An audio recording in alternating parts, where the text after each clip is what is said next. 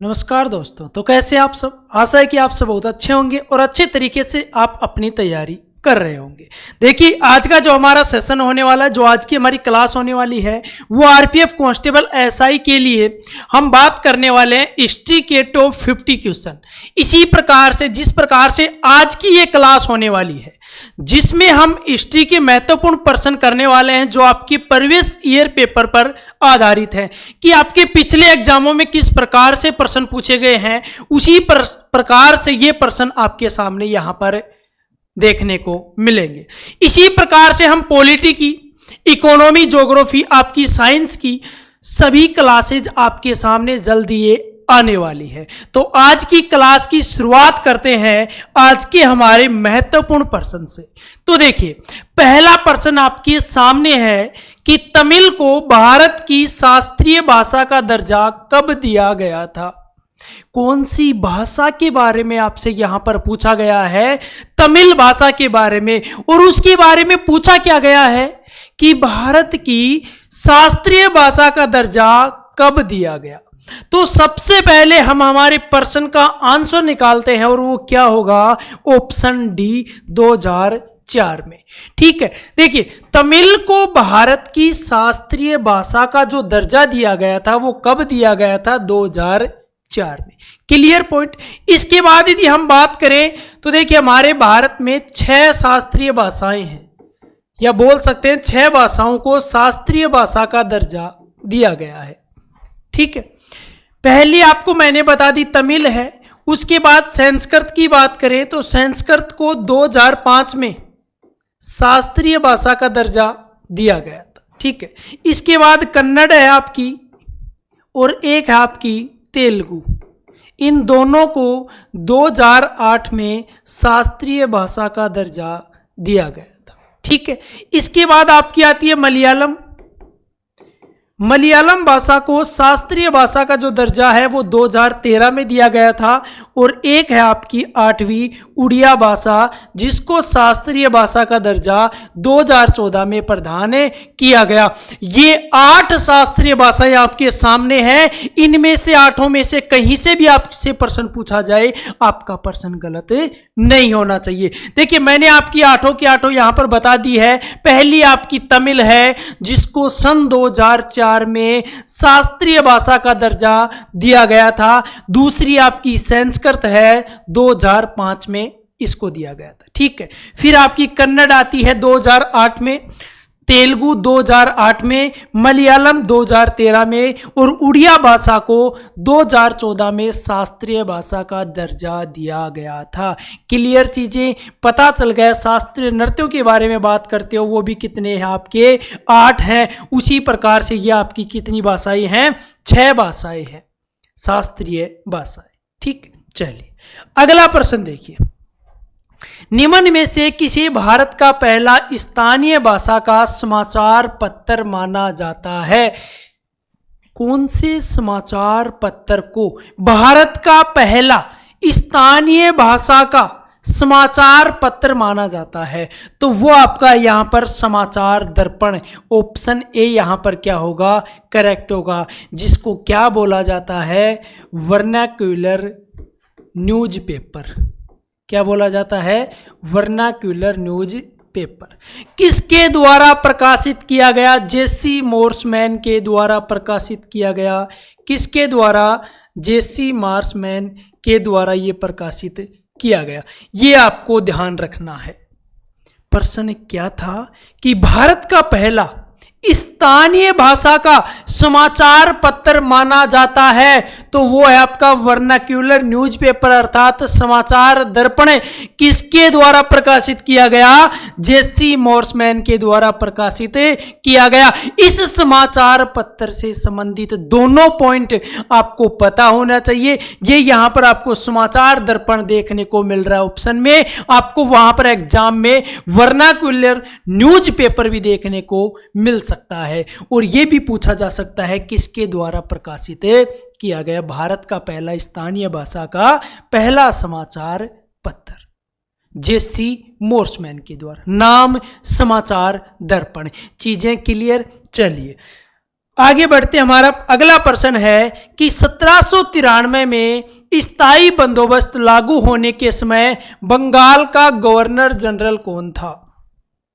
अब यहां पर आपसे दो प्रश्न पूछे गए हैं। एक प्रश्न आपको प्रश्न में ही मिल रहा है कि स्थायी बंदोबस्त कब लागू हुई, यह आपको ध्यान रखना है 1793 में। पहला प्रश्न आपका यहां पर क्लियर है। दूसरा क्या है कि जब यह लागू हुई उस समय बंगाल का गवर्नर जनरल कौन था। 1793 में याद कीजिए, उस समय था लॉर्ड कॉर्नवालिस। ठीक है, ऑप्शन सी क्या होगा, करेक्ट होगा, चार्ल्स कॉर्नवालिस या लॉर्ड कॉर्नवालिस। 1793 में जिस समय स्थायी बंदोबस्त क्या हुआ था, स्थायी बंदोबस्त लागू हुआ था। अब प्रश्न दिमाग में यह भी उठता है कि स्थायी बंदोबस्त होता क्या है। देखिए, यह स्थायी बंदोबस्त लागू किया गया जिसमें भू राजस्व का 90% कंपनी को देना होता था। कंपनी मतलब आपकी ईस्ट इंडिया कंपनी, ठीक है, और 10% किसान खुद अपने पास रखते थे। ये थी आपकी स्थायी बंदोबस्त जो 1793 में उस समय बंगाल का गवर्नर जनरल था लॉर्ड कॉर्नवालिस। और इस व्यवस्था के द्वारा जो स्थायी बंदोबस्त है, इसके द्वारा क्या था कि भू राजस्व का 90% कंपनी को देना होगा और 10% किसान अपने पास खुद के पास रख सकते थे, जमींदार अपने पास रख सकते थे। ठीक है, ये यहां पर पॉइंट है याद रखने लायक, क्योंकि आपसे पूछा जा सकता है स्थायी बंदोबस्त में अनुपात क्या है। तो आपको 80-20 भी दे सकता है, 70-10-30 भी दे सकता है, और आपसे 90-10 भी पूछा जा सकता है कि जो अनुपात था जमींदार और ईस्ट इंडिया कंपनी का वो कितना था। ठीक, चलिए अगला प्रश्न देखिए। 1930 में नमक उत्पादन पर ब्रिटिश एकाधिकार के खिलाफ इनमें से कौन सा अहिंसक विरोध किया गया था। 12 मार्च 1930 की बात यदि हम करें, 12 मार्च 1930 की बात करें तो गांधी जी के द्वारा दांडी मार्च शुरू किया गया था। कहां से, साबरमती आश्रम से। कहां से, साबरमती आश्रम से। ठीक है, 78 अनुयायी कितने थे, 78 अनुयायियों के साथ। और 5 अप्रैल 1930 को नमक कानून तोड़ा गया था। नमक बनाकर वहां पर क्या किया गया था, नमक कानून तोड़ा गया था। तो यहां पर प्रश्न में पूछा है कि 1930 में नमक उत्पादन पर ब्रिटिश एकाधिकार के खिलाफ इनमें से कौन सा अहिंसक विरोध किया गया था। तो वो था आपका दांडी यात्रा। ऑप्शन बी यहां पर क्या होगा, करेक्ट होगा। शुरुआत हुई थी 12 मार्च 1930 को। अब यहां पर आपको दिख रहा है ऑप्शन में खेड़ा सत्याग्रह 1918 में हुआ था, महात्मा गांधी जी के द्वारा ही। किसके द्वारा, महात्मा गांधी जी के द्वारा खेड़ा सत्याग्रह कब हुआ था, 1918 में। खिलाफत आंदोलन की बात करें तो 1920 में शौकत अली और मोहम्मद अली के द्वारा यह शुरू किया गया था। कौन सा आंदोलन है, खिलाफत आंदोलन। सविनय अवज्ञा आंदोलन की बात करें तो 1930 में महात्मा गांधी जी के द्वारा शुरू किया गया था। ठीक है, यहां पर आपको 4 चीजों के बारे में पता चला। एक तो आपका खेड़ा सत्याग्रह 1918, दांडी मार्च 12 मार्च 1930 को साबरमती आश्रम से महात्मा गांधी जी ने 78 अनुयायियों के साथ। ठीक है, इसके बाद खिलाफत आंदोलन 1920 में और सविनय अवज्ञा आंदोलन 1930 में। क्लियर चीजें। चलिए बढ़ते हैं अगले प्रश्न की तरफ। और अगला प्रश्न है कि निम्नलिखित में से किसने आंदोलन के एक अंश के रूप में चटगांव शस्त्रागार छापा में भाग लिया था। जो चटगांव शस्त्रागार था, जो आंदोलन हुआ था, जो धावा बोला गया था चटगांव के शस्त्रागार पर, उसमें एक अंश के रूप में किसने भाग लिया था। तो किसने लिया था, प्रीति लता वाडेदार ने। ऑप्शन डी यहां पर क्या होगा, करेक्ट होगा। देखिए इनके बारे में एक पॉइंट बनता है जो आपको ध्यान रखना है। बंगाल की पहली महिला शहीद के रूप में इनको जाना जाता है। बंगाल की पहली महिला शहीद के रूप में जाना जाता है किसको, प्रीति लता वाडेदार को। जो कि बात करें हम 18 अप्रैल 1930 की, 18 अप्रैल 1930 को सूर्यसेन के नेतृत्व में चटगांव शस्त्रागार को पर धावा बोला गया था, छापा मारा गया था लूटने के लिए, वहां के शस्त्र लूटने के लिए। किसके नेतृत्व में? सूर्यसेन के नेतृत्व में। उसमें एक अंश के रूप में या बोल सकते हैं उसमें भाग लिया था किन्होंने? प्रीति लता वाडेदार, जिनको बंगाल की पहली महिला शहीद के रूप में भी जाना जाता है। चीजें प्रत्येक क्लियर होनी चाहिए, ठीक है। तो चलिए अगला प्रश्न देखिए, सिंधु घाटी सभ्यता के निम्न में से किस स्थल को सबसे पहले खोजा गया था? सिंधु घाटी सभ्यता की यदि हम बात करें तो उसमें आपसे यहां पर प्रश्न पूछा है कि सबसे पहले खोजा गया प्रमुख स्थल कौन सा था, जिसको सिंधु घाटी सभ्यता को उस नाम से भी जाना जाता है। देखिए सबसे पहले जो खोजा गया था वो आपका हड़प्पा था। कौन सा था? हड़प्पा। और सिंधु घाटी सभ्यता को हड़प्पा सभ्यता के नाम से भी जाना जाता है। इसके पीछे भी यही रीजन है कि सबसे पहले खोजा गया ये शहर था, इसी वजह से सिंधु घाटी सभ्यता को हड़प्पा सभ्यता के नाम से भी जाना जाता है। 1921 में खोजा गया था ये, ठीक है। मोहनजोदड़ो की बात करें तो 1922 में खोजा गया था, ठीक है। लोथल की बात करें तो आपका गुजरात में है लोथल। और कालीबंगा की बात करें तो 1953 में अमलानंद घोष के द्वारा इसकी खोज की गई थी। कालीबंगा का मतलब होता है काले रंग की चूड़ियां। क्या होता है? काले रंग की चूड़ियां। कहां पर है ये? हनुमानगढ़ राजस्थान में। कहां पर है? हनुमानगढ़ राजस्थान में, ठीक है। आ गई बात समझ में। मोहनजोदड़ो 1922 में, हड़प्पा 1921 में सबसे पहले खोजा गया सिंधु घाटी सभ्यता का प्रथम नगर था। लोथल गुजरात में है, कालीबंगा आपका राजस्थान हनुमानगढ़ में, ठीक। चलिए नेक्स्ट देखिए, सिंधु घाटी सभ्यता के समय में शिल्प निर्माण के लिए सीप कहां से प्राप्त किए जाते थे?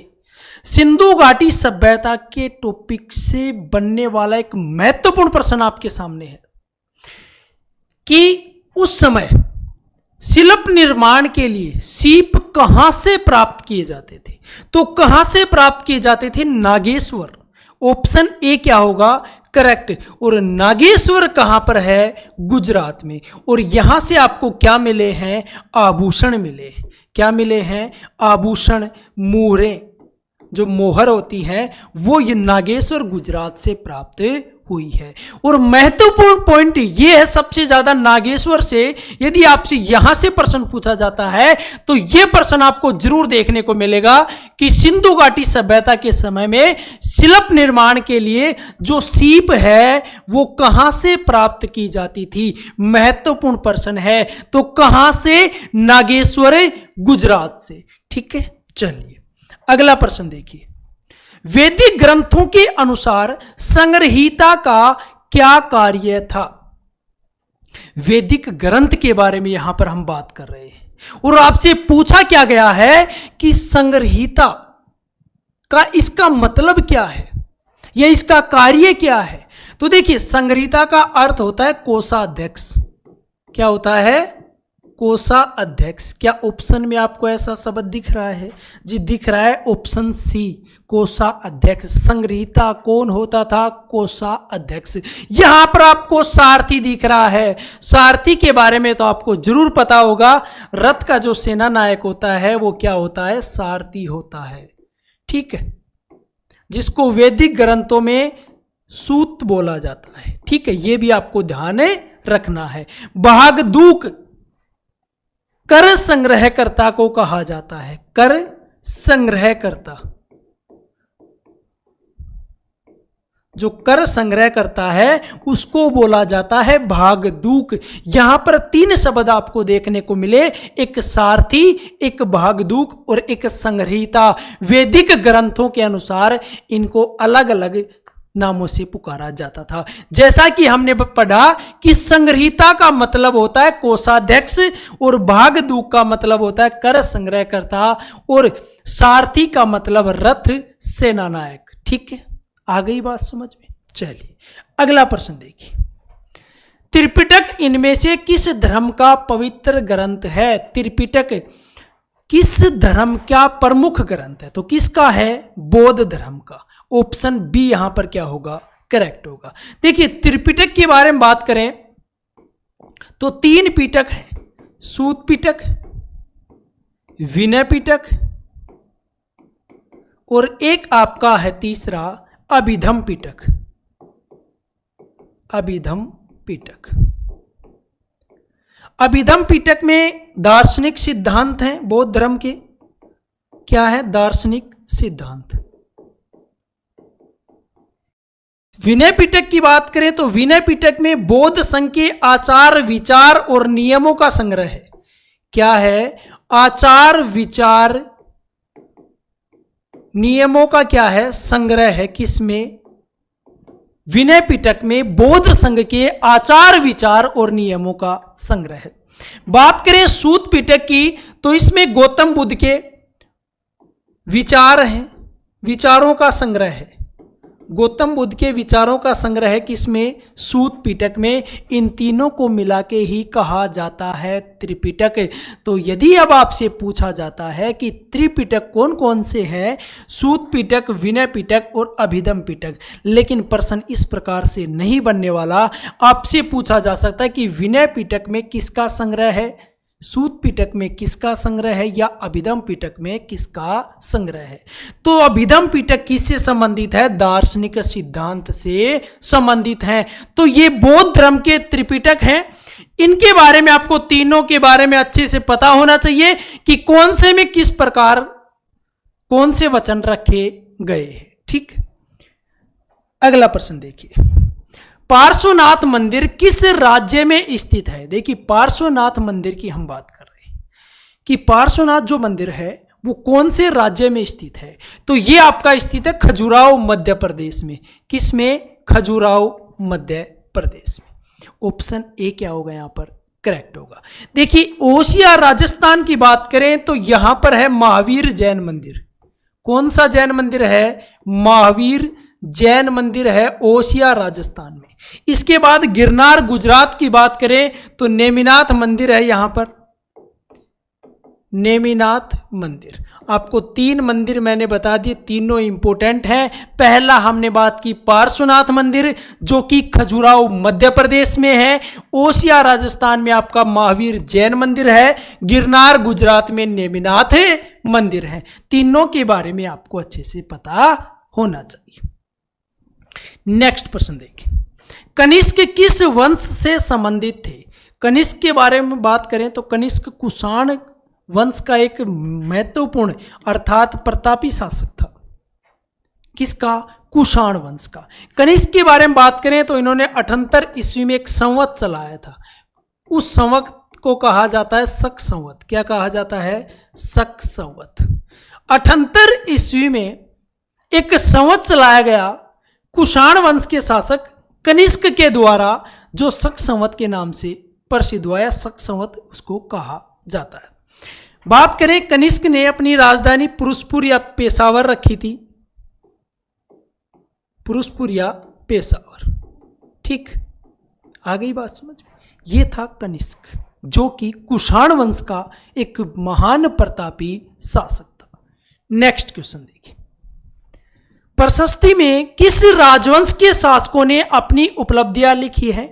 आपने पढ़ा होगा जैसे समुद्रगुप्त की प्रयाग प्रशस्ति, तो उसमें यहां पर आपसे प्रश्न उस प्रशस्ति के बारे में पूछा गया है कि जो प्रशस्तियां होती हैं उनमें जो शासक होते हैं वो शासक अपनी उपलब्धियां लिखते हैं। लेकिन प्रश्न क्या बना है कि किस राजवंश के शासकों ने अपनी उपलब्धियां लिखी? किसमें? प्रशस्ति में। तो किस राजवंश के शासकों ने? गुप्त वंश के जो शासक थे उन्होंने अपनी उपलब्धियां लिखी थी। जैसे कि मैंने बताया कि समुद्रगुप्त की प्रयाग प्रशस्ति, समुद्रगुप्त की प्रयाग प्रशस्ति। देखिए, जो गुप्त वंश के शासक थे ना, वो क्या करते थे? अपनी जो उपलब्धियां होती थी वो उपलब्धियां लिखवाते थे प्रशस्तियों में। जैसा कि समुद्रगुप्त की प्रयाग प्रशस्ति, समुद्रगुप्त को विसेंट स्मिथ ने भारत का नेपोलियन कहा था। पॉइंट क्लियर होना चाहिए। साथ में बात करें, समुद्रगुप्त अपने आप को सिक्कों पर वीणा बजाते हुए दर्शाया है। वीणा बजाते हुए, इससे हम अंदाजा लगाते हैं कि समुद्रगुप्त जो था वो संगीत प्रेमी था। क्या था? संगीत प्रेमी। किस प्रकार से ये अंदाजा लगाया गया कि हमने देखा कि समुद्रगुप्त सिक्कों पर वीणा बजाते हुए दिखाया गया है, उससे हमने अंदाजा लगाया कि ये क्या है? संगीत प्रेमी है, जिसको विसेंट स्मिथ ने भारत के नेपोलियन की संज्ञा दी थी। और ध्यान रखना, प्रयाग प्रशस्तियों में अपनी उपलब्धियों का वर्णन किस वंश, किस राजवंश के शासक करते थे? गुप्त वंश के शासक करते थे। ठीक है, चलिए अगला प्रश्न देखिए। साहित्य के प्रख्यात राजा भोज किस वंश से जुड़े थे? ये साहित्य के प्रेमी थे। कौन? राजा भोज। अब आपसे यहां पर प्रश्न पूछा ये किस वंश से जुड़े थे? तो ये थे आपके परमार वंश से। ऑप्शन डी करेक्ट होगा। देखिए, बात करें परमार वंश के राजा भोज के बारे में, जिन्होंने एमपी की जो राजधानी है, मध्य प्रदेश की जो राजधानी है भोपाल, उसको बसाया था। राजा भोज के द्वारा मध्य प्रदेश की राजधानी जो फिलहाल है भोपाल, उसको बसाया था। किस वंश का शासक था ये? परमार वंश का शासक था, जो कि साहित्य का प्रख्यात प्रेमी है। नेक्स्ट क्वेश्चन देखिए। चलो लोकू उत्सव किस राज्य में मनाया जाता है? देखिए, उत्सव की बात हम कर रहे हैं। चलो लोकू उत्सव कौन से राज्य में मनाया जाता है? तो कौन से राज्य में मनाया जाता है? अरुणाचल प्रदेश में। ऑप्शन सी यहां पर क्या होगा? करेक्ट, अरुणाचल चलो लोकू। किस राज्य में? अरुणाचल प्रदेश में। ठीक है, यहां पर हम बात करें आंध्र प्रदेश की, तो विशाखा उत्सव एक उत्सव है, विशाखा उत्सव, जो कि आंध्र प्रदेश में मनाया जाता है। उत्तर प्रदेश की बात करें, कांस का मेला है। किसका मेला है? कांस का मेला कहां पर लगता है? उत्तर प्रदेश में लगता है। मध्य प्रदेश की बात करें, खजुराहो महोत्सव या खजुराहो नृत्य उत्सव की बात करें, तो ये मध्य प्रदेश में है। ठीक है, कहां पर? मध्य प्रदेश में, जहां पर स्थित है सांची का स्तूप, जो कि एक महत्वपूर्ण पॉइंट है।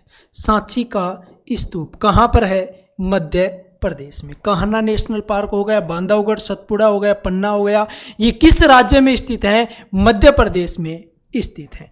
आंध्र प्रदेश में कौन सा उत्सव मनाया जाता है? विशाखा उत्सव। चलो लोकू के बारे में बात करें तो वो आपका अरुणाचल प्रदेश में मनाया जाता है। चीजें क्लियर? चलिए अगला प्रश्न देखिए।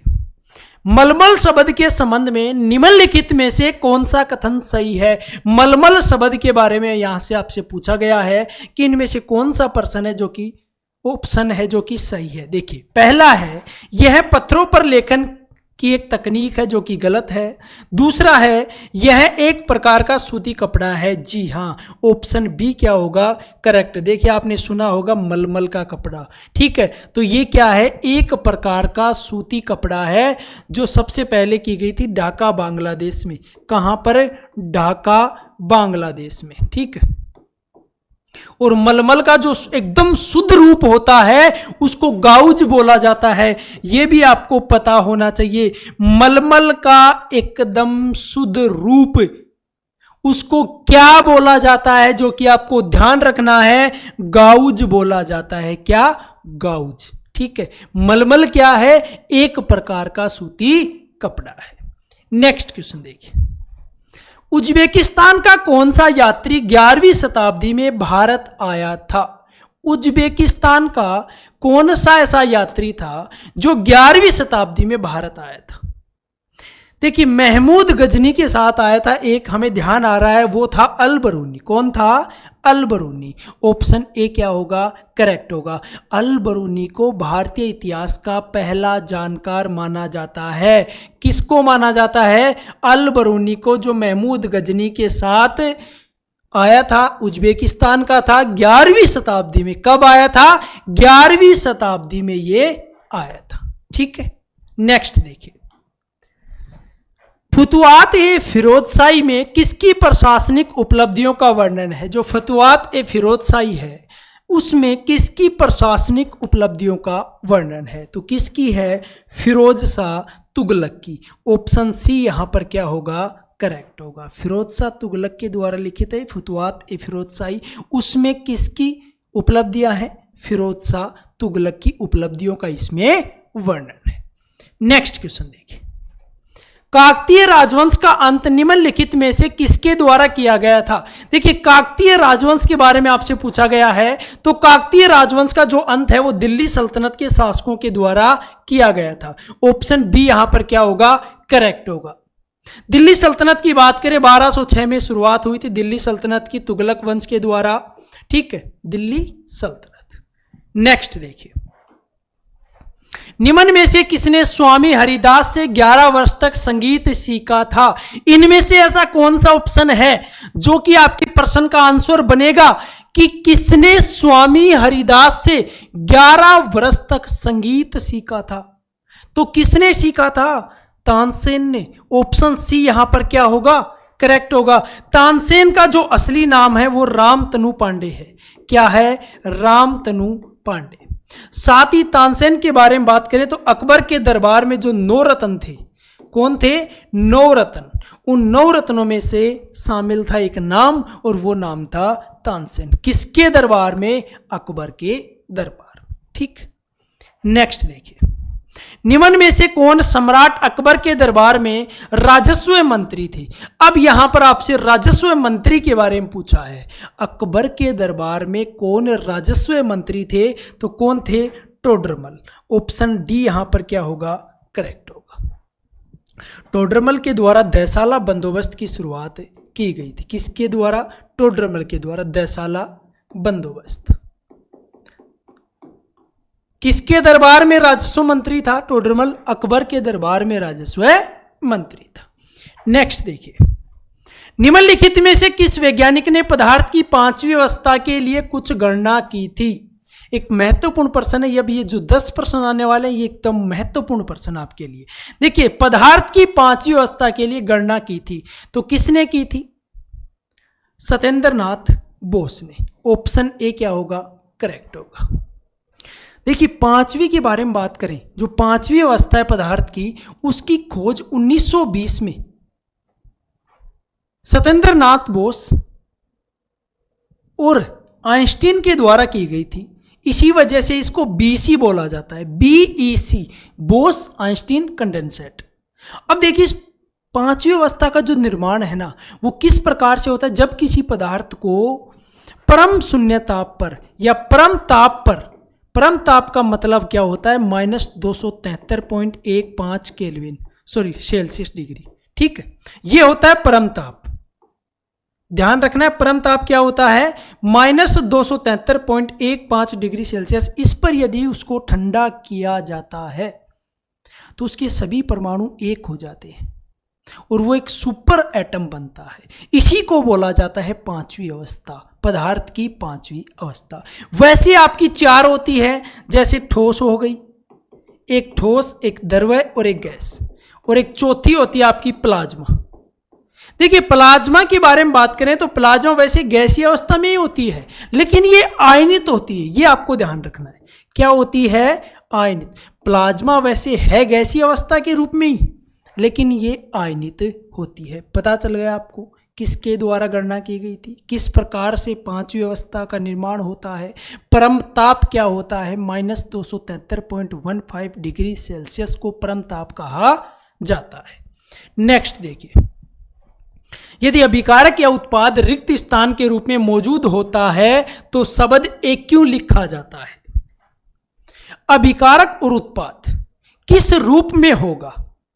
देखिए, सबसे पहले बात करें हम किसी भी अभिक्रिया में, किसी भी अभिक्रिया का जो समीकरण होता है, समीकरण, ठीक है, उस समीकरण में जो अभिकारक और उत्पाद होते हैं उनके सामने कोष्टक में उनके बारे में लिखा जाता है।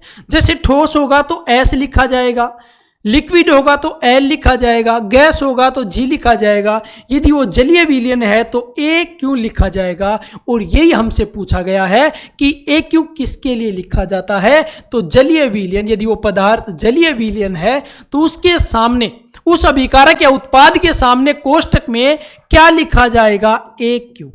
ठीक है, ऑप्शन सी हमारा क्या होगा? करेक्ट होगा। इससे आपको ये चीजें पता चली है कि यदि वो पदार्थ ठोस है तो एस लिखा जाएगा उसके सामने कोष्टक में, द्रव्य है तो एल, और गैस है तो जी लिखा जाएगा। ठीक है, नेक्स्ट देखिए, मध्यकालीन भारत के दौरान लिखी गई किताब गीत गोविंदम के लेखक कौन है? किसके दौरान? मध्यकालीन भारत के दौरान लिखी गई किताब कौन सी? गीत गोविंदम। इसके लेखक कौन है? तो इसके लेखक हैं जयदेव। ऑप्शन बी क्या होगा? करेक्ट होगा। देखिए बात करें तुलसीदास, इनके द्वारा लिखी गई थी रामचरितमानस।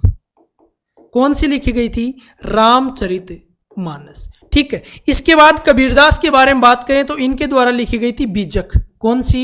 बीजक। तो ये ध्यान रखना, गीत गोविंदम के लेखक कौन है? जयदेव हैं। रामचरितमानस के तुलसीदास हैं और बीजक के कबीरदास।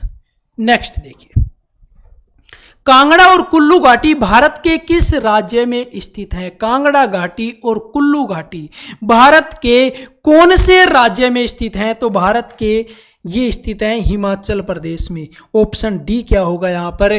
करेक्ट होगा। देखिए सबसे पहले ऑप्शन दिख रहा है आपको केरल, जहां पर शांत घाटी है, साइलेंट वैली, जो कहां पर है? केरल में स्थित है। उत्तराखंड की यदि हम बात करें तो उत्तराखंड में आपकी फूलों की घाटी है।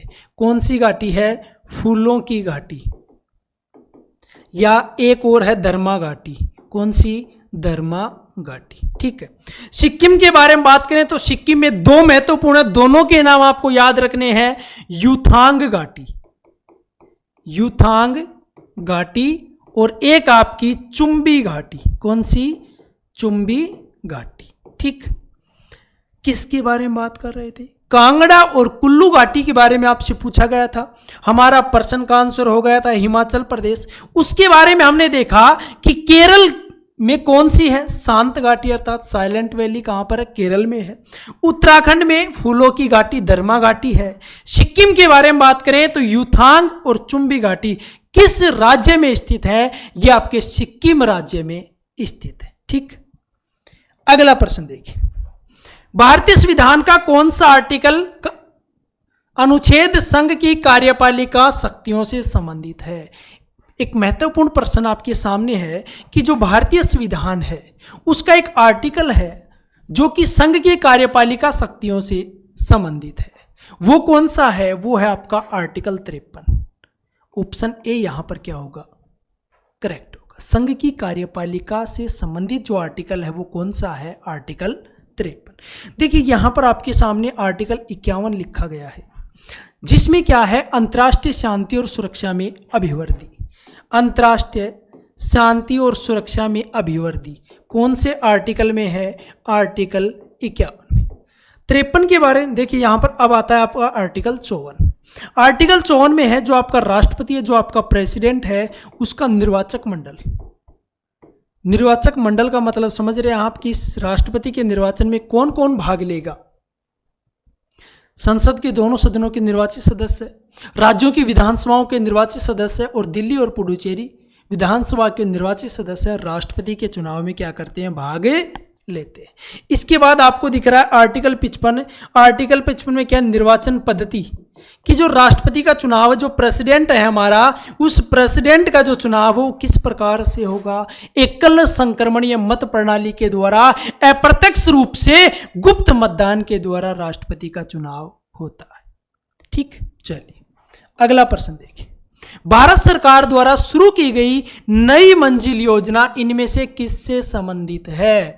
ये भारत सरकार के द्वारा शुरू की गई एक नई मंजिल योजना है, और ये मंजिल योजना किससे संबंधित है? तो ये आपकी अल्पसंख्यक युवाओं के लिए कौशल प्रशिक्षण, जो अल्पसंख्यक समुदाय के युवा हैं उनके लिए कौशल प्रशिक्षण से संबंधित है। कौन सी योजना?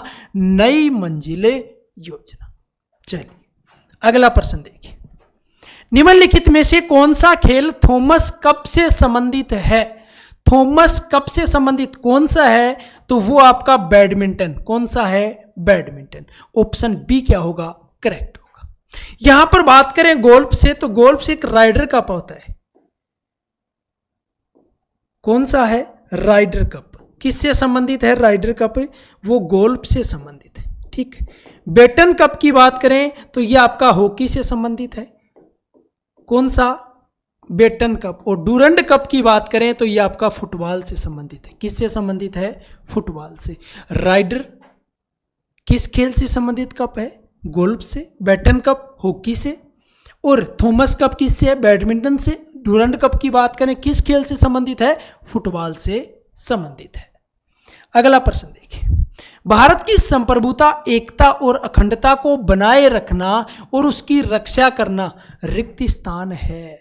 क्या है?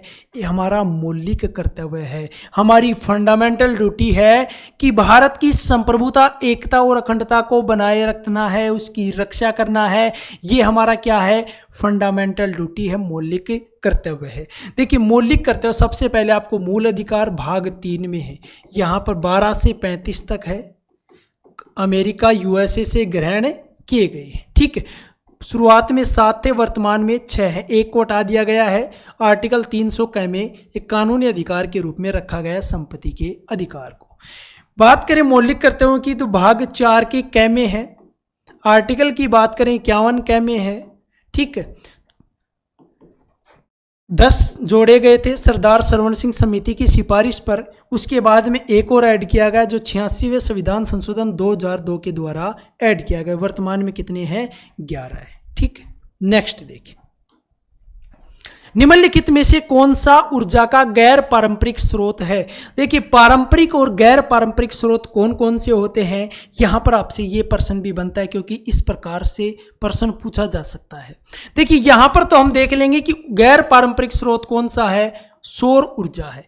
पारंपरिक का मतलब होता है कि मनुष्य शुरुआत से, आरंभ से ही उसका उपयोग करता आ रहा है, और गैर पारंपरिक का मतलब होता है कि नवाचारों के द्वारा विकसित, जिसका प्रयोग आरंभ से नहीं, नवाचारों के द्वारा विकसित जिसका उपयोग आरंभ से नहीं होता आ रहा, वो होते हैं आपके पारंपरिक, गैर पारंपरिक स्रोत। जैसे सौर ऊर्जा हो गया, पवन ऊर्जा हो गया। ठीक है, ये क्या होते हैं? गैर पारंपरिक स्रोत। कोयला हो गया आपका, कच्चा तेल हो गया, प्राकृतिक गैस हो गई, ये क्या होते हैं? पारंपरिक स्रोत। ठीक, नेक्स्ट क्वेश्चन देखिए, भारत में देसी भाषा प्रेस अधिनियम किसने पेश किया था? लॉर्ड लिटन ने किया था। कब किया था? 1878 में। भारत में देसी भाषा प्रेस अधिनियम 1878 में किसके द्वारा पेश किया गया? लॉर्ड लिटन के द्वारा पेश किया गया। ठीक, नेक्स्ट देखिए अगला प्रश्न देखिए, उस इंजीनियर का नाम क्या है जो हम्पी के खंडरों को दुनिया के समक्ष लाया था? हम्पी के जो खंडर हैं, सबसे पहले उनके बारे में किसने बताया था? ये आपसे इस प्रश्न में पूछा गया है। तो सबसे पहले हम प्रश्न के आंसर पर चलते हैं और हमारा आंसर क्या होगा? Colonel Colin Mackenzie. इन्होंने सबसे पहले हम्पी के खंडरों को 18 ईस्वी में सबके सामने लाया था। कहने का मतलब प्रकाश में लाया गया था। जो हम्पी के खंडर थे उनके बारे में जानकारी दी गई थी सबसे पहले कर्नल कोलिन मैकेंजी के द्वारा। इसी के साथ 1926 की यदि हम बात करें तो 1926 ईस्वी में जो हम्पी के खंडर है इनको यूनेस्को की विश्व विरासत सूची में शामिल कर लिया गया था। तो ये दोनों सन आपको पता होनी चाहिए और दोनों नाम आपको पता होने चाहिए। एक तो विश्व विरासत सूची में शामिल कब किया गया? 1926 में। सबसे पहले इनके बारे में, जो हम्पी के खंडर हैं, इनके बारे में जो जानकारी दी गई थी वो जानकारी किसके द्वारा दी गई थी ये भी आपको पता होना चाहिए। और वो जानकारी कब दी गई थी? सबसे पहले 1800 ईस्वी में। क्लियर प्रश्न? आ गई बात समझ में? तो चलिए अगला प्रश्न देखिए, दासबोध मुख्य रूप से किसकी रचनाओं और उपदेशों का संकलन है? किसके बारे में आपसे यहां पर पूछा गया है? दासबोध के बारे में पूछा गया है कि किसकी मुख्य रचनाओं और उपदेशों का संकलन है। तो किसकी है? समर्थ रामदास की। ऑप्शन सी यहां पर क्या होगा? करेक्ट होगा। देखिए, समर्थ रामदास जो थे ना, उन्होंने 17वीं शताब्दी में दासबोध की रचना की थी। किसकी रचना की थी? दासबोध की रचना की थी। कब? 17वीं शताब्दी में। तो अब आपसे प्रश्न पूछा जाता है कि दासबोध मुख्य रूप से किसकी रचनाओं और उपदेशों का संकलन है? तो आपका आंसर गलत नहीं होना चाहिए। क्या आएगा आंसर आपका? समर्थ रामदास। अगला प्रश्न देखिए, मध्ययुगीन काल में सरकी राजाओं ने अटाला मस्जिद को कहां पर बनवाया था? कौन से समय की बात यहां पर कर रहे हैं? मध्ययुगीन काल की यहां पर बात की जा रही है और आपसे पूछा क्या गया है कि सरकी राजाओं ने अटाला मस्जिद को कहां पर बनवाया था? देखिए, सरकी राजा जो थे, सरकी राजवंश के जो राजा थे, उनकी जो राजधानी थी वो जौनपुर थी। क्या थी? जौनपुर। और उन्होंने इस मस्जिद को कहां पर बनवाया था? जौनपुर में। ऑप्शन बी करेक्ट होगा। अब बात ये आती है, प्रश्न ये भी बन रहा है कि इस मस्जिद जो अटाला मस्जिद है, इसका निर्माण, ये तो हमें पता चल गया कि सरकी राजाओं के द्वारा इसका निर्माण किया गया। अब वो कौन सा राजा था? तो देखिए, 1408 ईस्वी की हम बात करते हैं। 1408 ईस्वी में सरकी राजवंश का एक राजा था, इब्राहिम शाह। क्या नाम था? इब्राहिम शाह। इब्राहिम शाह के द्वारा इस अटाला मस्जिद का निर्माण किया गया था। इस अटाला मस्जिद के बारे में यदि हम बात करें तो मूलतः ये पहले अटाला देवी का मंदिर था, ठीक है। और इसकी जो निर्माण है 1408 ईस्वी में सरकी राजवंश के एक राजा के द्वारा, जिनका नाम था इब्राहिम शाह, उन्होंने जौनपुर में अटाला मस्जिद का निर्माण किया गया। Clear point? चलिए अगला प्रश्न देखिए। लखनऊ में 1857 के विद्रोह का नेतृत्व किसने किया था? 1857 की क्रांति से संबंधित आपके सामने एक प्रश्न है, एकदम आसान प्रश्न है। यदि आपने थोड़ा सा भी 1857 की क्रांति के बारे में पढ़ा है, आपको उसके बारे में थोड़ी सी भी नॉलेज है, तो आप इसको आसानी से कर सकते हो। देखिए, सीधा सीधा आपसे प्रश्न पूछा गया कि जो लखनऊ है, वहां से जो 1857 की क्रांति हुई थी, जो 1857 का विद्रोह हुआ था, उसका नेतृत्व किसने किया था? लखनऊ से किया था बेगम हजरत महल ने। किसने? बेगम हजरत महल ने। ऑप्शन ए क्या होगा? करेक्ट होगा। देखिए, रानी लक्ष्मीबाई के बारे में बात करें तो इन्होंने झांसी से किया था। कहां से? 1857 के विद्रोह का नेतृत्व झांसी से किया था। कुंवर सिंह के बारे में बात करें तो जगदीशपुर से। कहां से किया था? जगदीशपुर से किया था। अब मैं आपसे एक प्रश्न पूछता हूं, नाना साहेब ने 1857 की क्रांति का नेतृत्व कहां से किया था? यह आपको कमेंट बॉक्स में बताना है। एकदम आसान सा सवाल आपके सामने रखा है। क्या मैंने प्रश्न पूछा कि नाना साहेब ने 1857 की क्रांति का नेतृत्व कहां से किया था? 3 नाम मैंने बता दिए कि लखनऊ से बेगम हजरत महल ने 1857 के विद्रोह का नेतृत्व किया था, रानी लक्ष्मीबाई ने झांसी से, और कुंवर सिंह ने जगदीशपुर से 1857 का नेतृत्व किया था। अब प्रश्न यह बन रहा है आपका कि नाना साहेब ने कहां से नेतृत्व किया था 1857 के विद्रोह का, वो आपको कमेंट बॉक्स में बताना, ठीक। नेक्स्ट क्वेश्चन देखिए। भारतीय इतिहास में सन 1756 ईस्वी में घटित हुई काल कोठरी की घटना कहां हुई थी?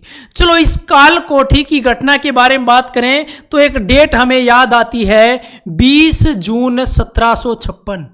कौन सी डेट है? 20 जून 1756। ध्यान रखना इस डेट को। जो फोर्ट विलियम था, उस फोर्ट विलियम पर सिराजुद्दौला ने अधिकार कर लिया था। किसने? सिराजुद्दौला ने क्या कर लिया था? अधिकार कर लिया या उस पर कब्जा कर लिया था फोर्ट विलियम पर 20 जून 1756 को, ठीक है। और यहां पर एक छोटी सी कोठरी थी, या बोल सकते हैं कमरा था, ठीक है, छोटा सा कमरा था, कोठरी बोल सकते हैं। उसमें 146 लोगों को, जिसमें लेडीज भी थी, औरतें भी थी, बच्चे भी थे, ठीक है, उन सभी को 146 व्यक्तियों को उसमें बंद कर दिया। और सुबह उनको जब खोला गया तो वहां पर मात्र 23 जिंदा थे। कितने व्यक्ति जिंदा थे? मात्र 23। इसी घटना को कहा जाता है क्या? काल कोठरी की घटना। और यह घटना कहां पर घटित हुई थी? फोर्ट विलियम नाम सुनते आपको पता होना चाहिए कहां पर था? कलकत्ता में। ऑप्शन बी यहां पर क्या होगा? करेक्ट होगा, ठीक है। काल कोठरी की घटना के बारे में आपको पता चल गया कि किस प्रकार से यह घटना घटित हुई। इस काल कोठरी की घटना से संबंधित कौन कौन से प्रश्न पूछे जा सकते हैं? एक आपकी ये डेट महत्वपूर्ण है, इसके साथ फोर्ट विलियम पर कब्जा किसने किया था, यह भी आपके लिए इंपॉर्टेंट है। यह घटना कहां पर घटित हुई थी, यह हमारा प्रश्न था जिसका हमने आंसर आसानी से ही कर लिया। ठीक है, चलिए अगला प्रश्न देखिए। आत्मीय सभा के संस्थापक कौन थे? आत्मीय सभा के संस्थापक वो थे राजा राम मोहन राय। ऑप्शन बी क्या होगा? करेक्ट होगा। 1815 ईस्वी में चलते हैं, डेट आपको ध्यान रखनी, सन आपको ये ध्यान रखनी है। 1815 ईस्वी में हिंदू धर्म के एकेश्वरवाद मत को प्रचार के लिए, जो हिंदू धर्म का एकेश्वरवाद मत है उसके प्रचार के लिए आत्मीय सभा का गठन किया गया था। किसके द्वारा? राजा राम मोहन राय के द्वारा किया गया था। यह आपको ध्यान रखना है। देखिए, जिस प्रकार से आत्मीय सभा है उसी प्रकार से एक आपका आता सत्यशोधक समाज। सत्यशोधक समाज ज्योतिबा फूले के द्वारा इसकी स्थापना की गई थी। ठीक है, सत्यशोधक समाज, ये आपको ध्यान रखना है। चलिए अगला प्रश्न देखिए। हेनरी लुई विवियन डेरोजियो किस आंदोलन से जुड़े थे? देखिए, सबसे पहले बात करें हेनरी लुई विवियन के बारे में तो ये स्कॉटलैंड से कलकत्ता आए थे। क्यों आए थे? क्या मकसद था इनका स्कॉटलैंड से कलकत्ता आने का? क्योंकि हर चीज के पीछे मकसद है। आप जो पढ़ रहे हैं, आप जो तैयारी कर रहे हैं, उसके पीछे भी मकसद है कि आप वर्दी पाना चाहते हैं, सरकारी नौकरी पाना चाहते हैं, तो हर चीज के पीछे मकसद है। तो ये स्कॉटलैंड से कहां पर आए थे? कलकत्ता आए थे। क्यों आए थे? ये घड़ी विक्रेता के रूप में आए थे। किसके रूप में आए थे? घड़ी विक्रेता के रूप में आए थे। और यहां पर आने के बाद ये एक कलकत्ता के हिंदू कॉलेज में किसके टीचर बने? इतिहास के अध्यापक के रूप में कार्य करते हुए यंग बंगाल आंदोलन का नेतृत्व किया था, या इससे जुड़े थे युवा बंगाल आंदोलन से। समझ में आ गया? किसके बारे में बात कर रहे थे? युवा बंगाल आंदोलन के बारे में बात कर रहे थे कि Henry Louis Vivian Derozio Scotland से कलकत्ता आए थे। मकसद था, घड़ी विक्रेता के रूप में आए थे। लेकिन यहां पर जो कलकत्ता का हिंदू कॉलेज है उसमें इतिहास के अध्यापक के रूप में कार्य करते हुए ये जुड़े थे युवा बंगाल आंदोलन से। किससे जुड़े थे? युवा बंगाल आंदोलन से। ठीक, नेक्स्ट क्वेश्चन देखिए। निम्न में से कौन से स्वतंत्रता सेनानी ने जेल की दीवारों पर महाकाव्य कमला लिखा था? कौन सा ऐसा स्वतंत्रता सेनानी था जिसने जेल की दीवारों पर, देखिए हमारे ऐसे ऐसे स्वतंत्रता सेनानी हुए हैं कि जेल में बंद हैं लेकिन कोई भय का माहौल नहीं था, उस समय भी वो दीवारों पर महाकाव्य लिख रहे थे। ठीक है, कौन सा लिखा गया था? कमला लिखा गया था। किसके द्वारा लिखा गया? बटुकेश्वर दत्त के द्वारा लिखा गया। ऑप्शन डी क्या होगा? करेक्ट होगा। अब देखिए, विवेकानंद के बारे में हमने बात की कि कर्म योग लिखा गया था। ठीक, ध्यान रखना, इसको फिर से बता रहा हूं। लाला लाजपत राय के द्वारा लिखा गया था अनहैप्पी इंडिया, क्लियर चीज। और बाल गंगाधर तिलक के द्वारा लिखा गया था गीता रहस्य। चारों किताबों के बारे में आपको पता होना चाहिए कौन सी किताब किसके द्वारा लिखी गई है। जो जेल की दीवार पर लिखी गई थी, स्वतंत्रता सेनानी थे बटुकेश्वर दत्त, उनके द्वारा वो महाकाव्य लिखा गया था। नेक्स्ट देखिए, रोलेट एक्ट पारित किए जाने के समय ब्रिटिश भारत का वायसराय कौन था? देखिए 1919 की बात करते हैं। सन 1919 में ब्रिटिश भारत में जो भारत के वायसराय थे लॉर्ड चेम्सफोर्ड के समय में सर सिडनी रोलेट की अध्यक्षता में यह पारित हुआ था केंद्रीय विधान परिषद में। इसमें क्या था? रोलेट एक्ट के बारे में यदि हम बात करें तो इसमें था कि बिना मुकदमा दर्ज किए किसी भी व्यक्ति को जेल में डाला जा सकता था। तो इस रोलेट एक्ट को बिना अपील, बिना दलील और बिना वकील का कानून कहा, और भारतीय जनता ने इसको काला कानून की संज्ञा दी थी। कौन से कानून की संज्ञा दी? काला कानून की। तो सीधा सा भी प्रश्न ये बन सकता है कि भारतीय जनता के द्वारा कौन से कानून को, कौन से एक्ट को काला कानून की संज्ञा दी थी? वो आपका था रोलेक्ट एक्ट 1919। उस समय भारत के वायसराय थे लॉर्ड चेम्सफोर्ड। किसकी अध्यक्षता में ये पास हुआ था? केंद्रीय विधान परिषद में सर सिडनी रोलेक्ट की अध्यक्षता में। आई बात समझ में? चलिए अगला प्रश्न देखिए। भारत में स्थानीय स्वशासन का जनक किसे माना जाता है? भारत में स्थानीय स्वशासन का जनक, बहुत बार ये प्रश्न आपके सामने आता है, एकदम आसान सा सवाल है और बहुत बार एग्जाम में रिपीट होता है, इसीलिए ये प्रश्न क्या है? महत्वपूर्ण है। स्थानीय स्वशासन का जनक कौन है? Lord Ripon. कौन है? Lord Ripon. ऑप्शन डी यहां पर आपके सामने एकदम सही आंसर होगा। ठीक है, चलिए अगला प्रश्न देखिए। चार्ल्स विल्किंस का भगवत गीता का अंग्रेजी संस्करण पहले किस वर्ष में प्रकाशित किया गया था? किसकी बात कर रहे हैं? चार्ल्स विल्किंस की यहां पर हम बात कर रहे हैं कि भगवत जो गीता है हमारी, उसका अंग्रेजी संस्करण पहले किस वर्ष में प्रकाशित किया गया था? तो कब प्रकाशित किया गया था? 1785 में। किसके द्वारा? चार्ल्स विल्किंस के द्वारा ये अंग्रेजी का पहला संस्करण था जो 1785 में प्रकाशित किया गया था। ठीक है, नेक्स्ट देखिए। वुड के आदेश पत्र अर्थात वुड डिस्पैच का संबंध निम्नलिखित में से किस सुधार से था? देखिए यहां पर जो प्रश्न पूछा है ना, वो वुड डिस्पैच से संबंधित है। ये इसका संबंध था शिक्षा से। किससे था? शिक्षा से। ऑप्शन सी यहां पर क्या होगा? करेक्ट होगा। देखिए वुड डिस्पैच का संबंध शिक्षा से है और इसको शिक्षा का मैग्ना कार्टा भी कहा जाता है। किसको? वुड डिस्पैच को।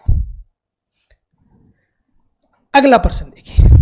सुमी बैप्टिस्ट चर्च भारत के किस राज्य में स्थित है? सुमी बैप्टिस्ट चर्च भारत के किस राज्य में स्थित है? तो कौन से राज्य में है?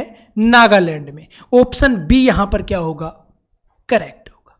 देखिए एक आपका गोवा में है, महत्वपूर्ण चर्च है जहां से भी प्रश्न पूछा जा सकता है, सेंट कैथेड्रल चर्च। कौन सा है? Saint cathedral church. ये कहां पर है? गोवा में। ये भी आपको ध्यान रखना है, सेंट कैथेड्रल चर्च। और सुमी बैप्टिस्ट जो चर्च है वो कहां पर है? नागालैंड में। नेक्स्ट क्वेश्चन देखिए। श्री लाल बहादुर शास्त्री राष्ट्रीय संस्कृत विश्वविद्यालय कहां पर स्थित है? लाल बहादुर शास्त्री राष्ट्रीय संस्कृत विश्वविद्यालय जो कि आपका नई दिल्ली में स्थित है। ऑप्शन डी क्या होगा? करेक्ट होगा। इसी के साथ बात करें राष्ट्रीय भाषा जो संस्थान है, राष्ट्रीय भाषा संस्थान, वो आपका मैसूर कर्नाटक में है। ठीक है, कहां पर है? मैसूर कर्नाटक में। एक और आपका इंपॉर्टेंट केंद्रीय हिंदी संस्थान, केंद्रीय हिंदी संस्थान। तो जो केंद्रीय हिंदी संस्थान है वो आपका आगरा यूपी में है। कहां पर है? आगरा उत्तर प्रदेश में।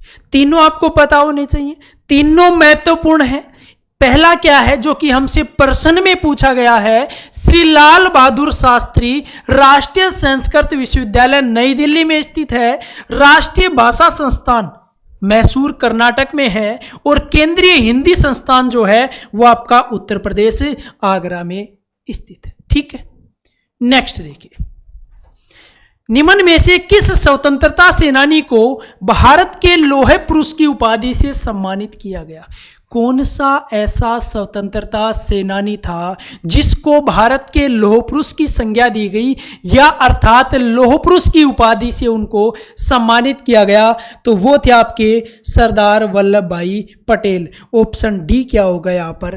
करेक्ट होगा। देखिए लाल बहादुर शास्त्री के बारे में बात करें तो इनको शांति पुरुष की संज्ञा दी गई या शांति पुरुष की उपाधि दी गई। चित्तरंजन दास के बारे में बात करें तो देश बंधु की उपाधि से इनको सम्मानित किया गया। देश बंधु। सी एफ एंड्रयूज के बारे में बात करें तो दीन बंधु। क्या? दीन बंधु। ये आपको ध्यान रखना, इसमें आपको कंफ्यूज नहीं होना। देखिए याद कीजिए, चित्तरंजन दास, दास मतलब देश बंधु, ठीक है, ये आपको ध्यान रखना है। सी एफ एंड्रयूज दीन बंधु, ये आपको चित्तरंजन दास वाला ध्यान रखना है, देश बंधु है की उपाधि से इनको सम्मानित किया गया। सी एफ एंड्रयूज दीन बंधु, लाल बहादुर शास्त्री शांति पुरुष और वल्लभ भाई पटेल भारत के लौह पुरुष की उपाधि से इनको सम्मानित किया गया। आ गई बात समझ में? चारों की उपाधियों के बारे में आपको पता होना चाहिए। चलिए अगला प्रश्न देखिए, निम्न में से कौन 1934 में स्थापित कांग्रेस सोशलिस्ट पार्टी के संस्थापकों में से एक थे? कांग्रेस सोशलिस्ट पार्टी की स्थापना कब हुई थी? 1934 में। यह आपको प्रश्न में मिल रहा है और एक प्रश्न आपका यहां भी क्लियर हो जाता है। लेकिन अब हमसे पूछा क्या है कि उसके संस्थापकों में से कौन इनमें से एक है? तो वो थे जयप्रकाश नारायण। ऑप्शन ए क्या होगा? करेक्ट होगा। इनमें बात करें, ज्योतिबा फुले सत्यशोधक समाज की स्थापना की थी। अभी अभी मैंने आपको बताया था, ज्योतिबा फुले सत्यशोधक समाज, ठीक है।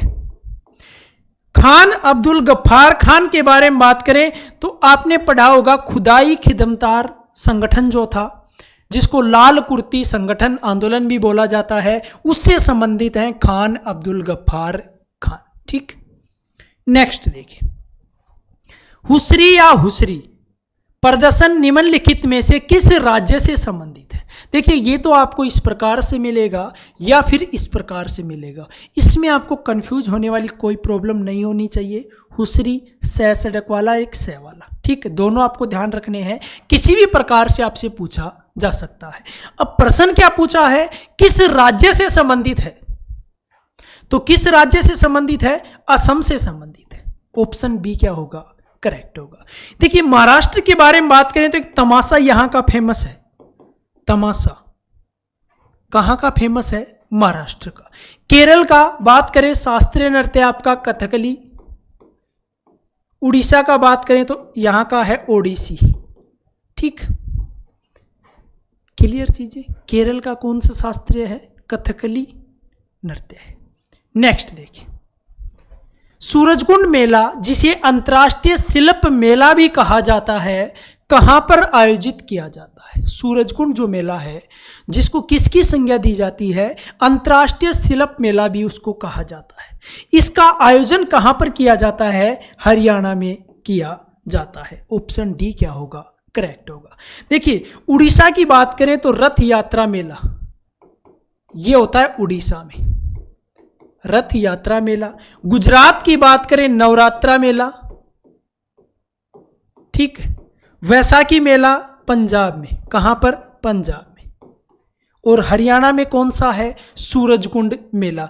चारों के बारे में आपको पता होना चाहिए, चारों इंपॉर्टेंट है। उड़ीसा से संबंधित कौन सा है? रथ यात्रा मेला। गुजरात से नवरात्रा मेला, और पंजाब से वैसाखी मेला, और हरियाणा से सूरजकुंड मेला, जिसको अंतर्राष्ट्रीय शिल्प मेला भी कहा जाता है, ठीक है। क्लियर चीजें। चलिए अगला प्रश्न देखिए, लोरिया नंदनगढ़ स्तंभ रिक्त स्थान में स्थित है। कहने का मतलब जो लोरिया नंदनगढ़ स्तंभ है वो कहां पर स्थित है? ये बिहार के चंपारण में स्थित है। ऑप्शन बी करेक्ट होगा। देखिए इनके बारे में बात करें, लोरिया नंदनगढ़ स्तंभ के बारे में, तो मौर्य सम्राट अशोक का नाम यहां पर आपको देखने को मिलेगा। मौर्य सम्राट अशोक, इनके द्वारा निर्मित है ये, ठीक है, मौर्य सम्राट अशोक के द्वारा। और इस स्तंभ में बलुआ पत्थर का उपयोग किया गया है। किसका? बलुआ पत्थर का उपयोग किया गया है। ये भी आपको ध्यान रखना है। कहां पर है? बिहार के चंपारण में स्थित है लोरिया नंदनगढ़ स्तंभ। नेक्स्ट देखिए, जातक कथाएं रिक्त स्थान से संबंधित हैं। जो जातक कथाएं हैं वो किससे संबंधित हैं? तो ये आपकी है बौद्ध धर्म से। ऑप्शन ए क्या होगा? करेक्ट होगा। ये सूत पिटक के खुद्दक निकाय में वर्णित हैं। जातक कथाएं बौद्ध जो गौतम बुद्ध हैं उनके जन्म से पूर्व की कथाएं हैं। जातक कथाएं किस धर्म से संबंधित है? ये आपकी संबंधित है बौद्ध धर्म से संबंधित है। ठीक है, तो ये थे हमारे महत्वपूर्ण प्रश्न हिस्ट्री के। इसी प्रकार से आपकी जो पॉलिटी है, ज्योग्राफी है, इकोनॉमी है और साइंस है, उसके आपके महत्वपूर्ण प्रश्नों की जो क्लासेज है वो आपको यहाँ पर देखने को मिलने वाली। क्लास कैसी लगी? यदि आपको अच्छी लगी, प्रश्न किस प्रकार के लेवल के थे, ये आपको कमेंट बॉक्स में बताना है। वीडियो अच्छा लगा तो लाइक कर देना, साथ ही अपने दोस्तों के साथ ज़्यादा से ज़्यादा शेयर कर देना। यदि आप चैनल पर नए हैं तो चैनल को सब्सक्राइब करना न भूलें, बेल आइकन प्रेस कर लें ताकि प्रत्येक क्लास का जो नोटिफिकेशन है वो आपको प्राप्त हो सके। धन्यवाद।